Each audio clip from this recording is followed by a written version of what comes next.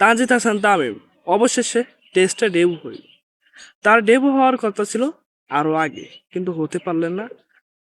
তিনি টি-20তে সুযোগ পেয়েছেন এবং ওডিআইতে সুযোগ পেয়েছেন, কিন্তু টেস্টে ডেবু হয়নি। ডেবুটা এবারই হয়েছেন 2026 সালে মুশফিকের হাত ধরে তিনি ডেবু হয়েছেন।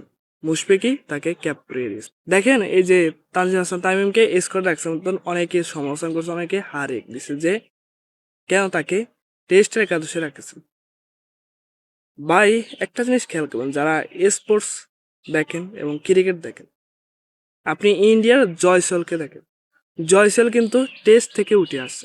তিনি কিন্তু এখন আইপিএল মাতাছেন, সব কিছু মাথাইতে আছেন টি-20তে। তিনি কিন্তু এই টেস্টেরই প্লেয়ার। অতএব আপনারা টেস্ট ফরম্যাটকে গুরুত্ব দেন বেশি। গুরুত্ব দিলে ফেলিয়ার বাড়বে, ফেলিয়ারের অভিজ্ঞতা বাড়বে খেলার স্কিলের প্রতি। আপনি টেস্ট খেলতে পারবেন না, তাহলে আপনি কোনো খেলাই পারবেন না। আগে টেস্ট খেলতে হবে।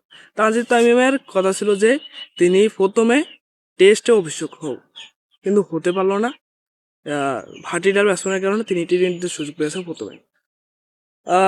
তিনি ঘরোয়ার লিগে অনেকটাই ভালো খেলছেন। এভারেজ 40 করে, 5টি 50, 5টি হাফ সেঞ্চুরি এই তানজিদ হাসান তামিমের টেস্টে।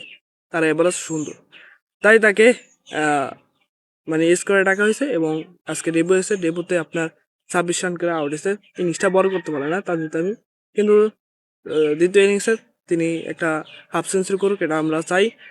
এই তানজিদ তামিম ভালো করুক ওপেনার হিসাবে, আমরা চাই এটাই। এবং তিনি আজকে ডেবু হয়েছে, তাকে কংগ্রেচুলেশন জানাই।